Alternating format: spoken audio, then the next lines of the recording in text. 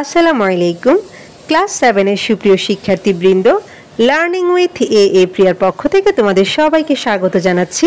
আমরা আজকে আলোচনা করছি তোমাদের ইউনিট 6 এর লেসন 8 এর পার্ট সি থেকে, এবং আমাদের পেজ নাম্বার হচ্ছে 66। এর আগের ভিডিওতে আমি পার্ট বি পর্যন্ত বিস্তারিত আলোচনা করেছি। তোমাদের কারোর যদি ভিডিওটা দেখার প্রয়োজন বলে মনে হয় তাহলে প্লেলিস্টে গিয়ে দেখে নিতে পারো। তো পার্ট সিতে কি বলছে দেখো, এখানে বলছে discuss in groups and answer this question, অর্থাৎ দলবদ্ধভাবে আলোচনা করো এবং প্রশ্নটির উত্তর দাও। তো আমাদের প্রশ্নটা হচ্ছে, how do you know that the giant is shellfish?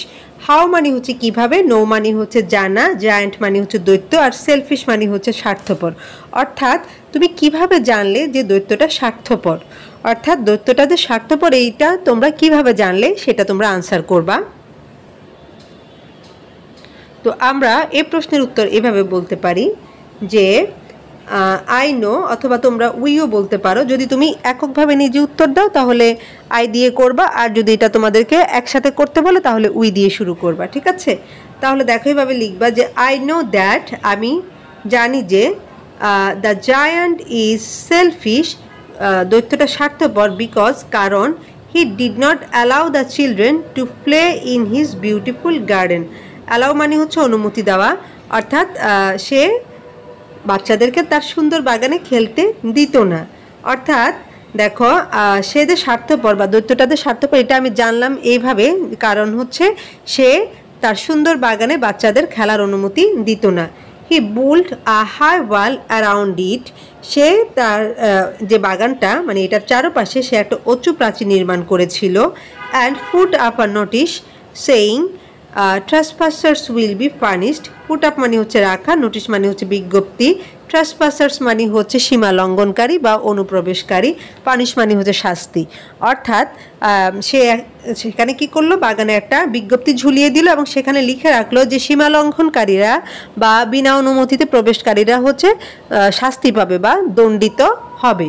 তো এই কারণে হচ্ছে আমরা বুঝতে পারলাম যে সে একটা স্বার্থপর দৈত্য। এবং এই জিনিসটা জানার জন্য তোমাকে অবশ্যই প্যাসেজটা খুব ভালোভাবে পড়তে হবে, কারণ আমরা আনসারটা কিন্তু এই প্যাসেজ থেকে নিয়েছি। দেখো এখানে জায়ান্ট বলছে I will allow nobody to play in it but myself, অর্থাৎ আমি এইখানে আমার নিজেকে ছাড়া অন্য কাউকে অ্যালাউ করব না বা খেলার অনুমতি দিব না।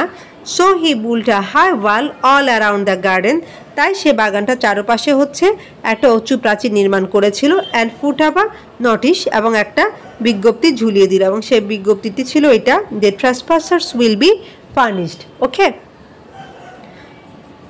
তারপর আমি পার্ট ডিতে চলে যাচ্ছি এবং সেখানে বলছে have you ever seen any garden or park, অর্থাৎ তুমি কি কখনো কোনো বাগান বা পার্ক দেখেছো?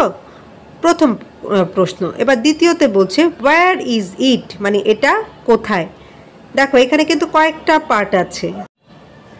3 নম্বর অংশে বলছে describe it using the following clues, অর্থাৎ নিচের যে ক্লুগুলো আছে সেগুলো ব্যবহার করে তুমি এটার একটা বর্ণনা দিবে। তো প্রথম ক্লুটা হচ্ছে হাউ বিগ, অর্থাৎ তুমি যে গার্ডেন বা যে পার্কটা দেখেছো সেটার লোকেশনটা বলার পর তোমাকে বলতে হবে যে এটা কত বড়। তারপর বলছে ট্রিজ ফ্লাওয়ার্স অ্যান্ড ফ্রুটস, অর্থাৎ এটার যে গাছপালা আছে, ফুল ফল আছে, সেগুলোর একটু বর্ণনা এখানে দিবে। প্লে কর্নার, অর্থাৎ এখানে খেলাধুলার জন্য কোনো কর্নার আছে কিনা সেটাও উল্লেখ করতে হবে।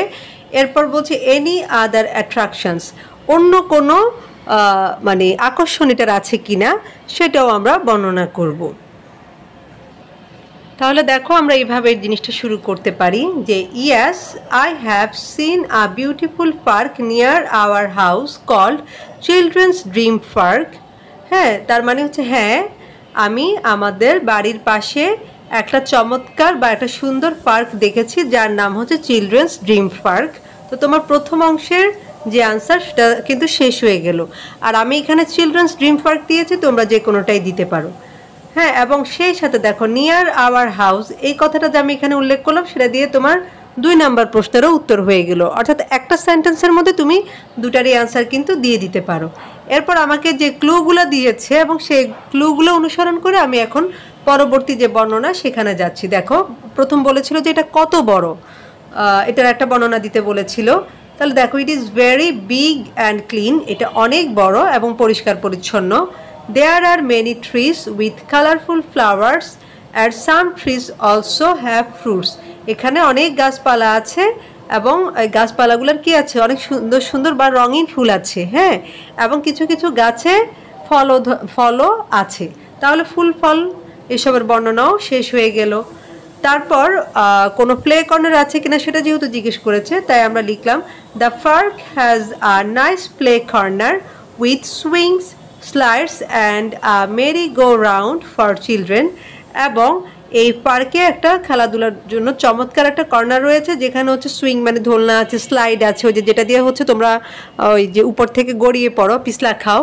তারপর হচ্ছে মেরি গো রাউন্ড, অর্থাৎ ওই যে ঘোড়া, তারপর হচ্ছে বিভিন্ন অ্যানিম্যাল টাইপ জিনিস দিয়ে যে সার্কেল করে করে ঘুরে মিউজিক বাজে, সেটার কথা বলছে যে মেরি গো রাউন্ড। তো এটা বাচ্চাদের খুবই পছন্দ। এরপর বলেছে যে অন্য কোনো অ্যাট্রাকশন বা আকর্ষণ যদি থাকে সেটারও বর্ণনা করতে, তাই তুমি লিখবে এইভাবে যে there is also a small pond with ducks and a fountain in the middle. Fountain মানে হচ্ছে ঝর্ণা, অর্থাৎ এখানে একটা ছোট্ট পুকুর রয়েছে যেখানে অনেক হাঁস রয়েছে। তারপর সেখানে কি আছে, মাঝখানে একটা ঝর্ণা আছে। People come here for walks, to play and to relax, অর্থাৎ লোকজন এখানে আসে হাঁটার জন্য, খেলাধুলা করার জন্য এবং বিশ্রামের জন্য। It is a lovely place to enjoy nature, অর্থাৎ প্রকৃতিকে উপভোগ করার জন্য এটা একটা সুন্দর জায়গা বা মনোরম জায়গা। তো দেখো আমাদের এইভাবে যদি আমরা লেখাটা শেষ করতে পারি তাহলে কিন্তু আমাদের সবগুলো প্রশ্নের উত্তরটা একসাথে চলে আসে। তো আজকের ভিডিওটা আমি এখানেই শেষ করব। পরবর্তী ভিডিও নিয়ে ইনশাআল্লাহ খুব শীঘ্রই হাজির হচ্ছি তোমাদের মাঝে। সেই পর্যন্ত তোমরা প্রত্যেকেই ভীষণ ভালো থাকো, সুস্থ থাকো, পড়াশোনার সাথেই থাকো। আর অবশ্যই লার্নিং উইথ এ প্রিয়াকে সাবস্ক্রাইব করবে, বন্ধুদের সাথে শেয়ার করবে। আল্লাহ হাফেজ।